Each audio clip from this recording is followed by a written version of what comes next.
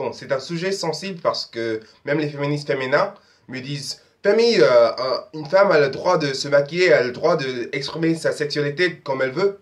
Et certes, c'est vrai. Mais prenons en comparaison avec les cigarettes. Quelqu'un qui fume, est-il plus heureux? Certes, quand il fume, il est plus heureux, mais sans parler de la santé, en moyenne, est-il plus heureux? Ou est-il le cas qu'il a juste besoin maintenant des clopes pour atteindre son niveau moyen de bonheur? Est-il maintenant le cas qu'il est plus difficile pour lui de aimer et d'apprécier son état naturel sans clope? Et pour revenir au sujet, stéréotypiquement et selon les féministes dites, une femme gagne une certaine croissance de confiance en soi en se maquillant. Mais a-t-elle vraiment plus de confiance en soi? Ou est-il le cas qu'à cause de l'existence du maquillage, elle a maintenant juste besoin du maquillage pour atteindre son niveau de confiance en soi moyenne? Est-il maintenant juste autant plus difficile pour elle d'apprécier et d'aimer son état naturel sans maquillage? Et je dois avouer qu'il y a un contre-argument à ce que je viens de dire, qui marche pour les clopes et le maquillage.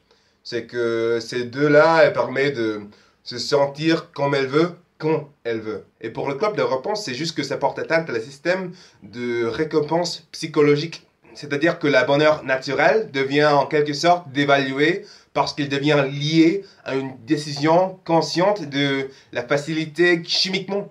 Et cette contre-argument ne marche pas autant pour le maquillage, donc j'avoue ça.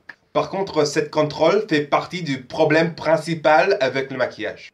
Et c'est que un homme peut se lever, aller au boulot, et personne ne va questionner son visage, sauf en cas de manque de sommeil grave. Donc un homme se réveille avec un niveau esthétique acceptable. Mais une femme commence ici et doit monter pour atteindre cela. Et cela est par définition une inégalité. Donc non seulement ça relègue le visage féminin non maquillé par rapport au visage féminin maquillé, mais cela relègue le visage féminin non maquillé par rapport au visage masculin non maquillé. Son existence contribue à tous les problèmes causés également par les mannequins Photoshop. Ce que nous, on doit confronter aussi, mais beaucoup moins. Et il y a plein de circonstances où les femmes, injustement, se sentent inférieures esthétiquement aux hommes, qu'elles ne peuvent pas faire mieux. Et c'est ici que je vais sans doute mettre les pieds dans le plat. Nous vivons dans un monde où il existe des femmes qui ne quittent pas des hommes verbalement, voire physiquement, abusifs. Et il est souvent le cas qu'elles considèrent qu'elles ne peuvent pas ou ne méritent pas de faire mieux. Alors, étant donné tous les facteurs qui contribuent à l'incertitude féminine, est-il vraiment acceptable d'avoir une institution qui dise explicitement, par définition, que tu ne le veux pas? Que ta peau, contrairement aux hommes, a besoin d'être modifiée, voire peinte, tous les jours. Et c'est à ce stade-là qu'on a tendance à me dire, mais Femi, quel sale type! T'es en train de dire que les femmes sont battues parce qu'elles se maquillent? Bon, premier point. Les femmes sont battues parce que les mecs, ce sont des connards. Deuxième point. Le titre de ce truc, c'est « Le maquillage devrait-il exister ?» Non pas « Les femmes devraient-elles se maquiller ?» Troisième point. Le lien entre ces deux choses, c'est presque l'inverse de cette accusation. L'existence du maquillage dévalue le visage naturel d'une femme, ce qui peut créer les incertitudes personnelles qui sont souvent attribuées aux femmes qui restent avec les maris abusifs. Donc voilà, c'est presque l'inverse de cela. Parce que dans notre système actuel, le fait de ne pas se maquiller peut être une source de vulnérabilité.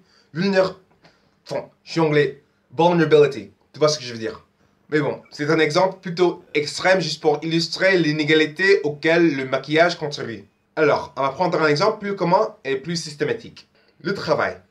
On n'a toujours pas atteint la parité homme-femme au niveau salaire. Les femmes font toujours face à la discrimination, y compris quand il s'agit des promotions. D'où le taux bas de directrice générale dans les sociétés. Et je sais que c'est pas tous les bureaux, mais ai-je tort de dire que la majorité des femmes se maquillent avant le travail? Et le fait de ne pas se maquiller peut être une cause d'enquête, ce qui par définition veut dire que c'est attendu. Et en même temps, il ne faut pas oublier que nous parlons maintenant de quelque chose qui a été conçu pour te faire paraître excité. Augmentation du débit sanguin aux lèvres et au bout des doigts, d'où le rouge à lèvres et le vernis à ongles, l'assombrissement de la peau autour des yeux, d'où l'ombre à paupières, et la transpiration, d'où le fond de teint. Appelons un chat un chat. Il y a une pression sociale sur les femmes de paraître comme si elles sont dans un état de chaleur sexuelle permanente. Et en même temps, on s'attend à ce qu'elles arrivent à se faire prendre au sérieux pour concourir avec les collègues masculins qui n'ont pas cet obstacle. Et c'est ça l'essence de la chose. J'ai déjà reçu la réponse. Mes familles, les Égyptiens anciens, ils avaient le maquillage, c'était pour hommes et femmes. Bravo les Égyptiens. N'empêche que maintenant, dans cette époque, dans l'Occident, c'est pas le cas. On s'attend à ce qu'une femme se maquille. Ça fait maintenant partie de notre conception d'une femme. Donc maintenant, pour que les gens considèrent qu'une femme se prend au sérieux, elle doit se maquiller. Mais cela porte atteinte à ses chances d'être prise au sérieux. Tu vois ce que je veux dire?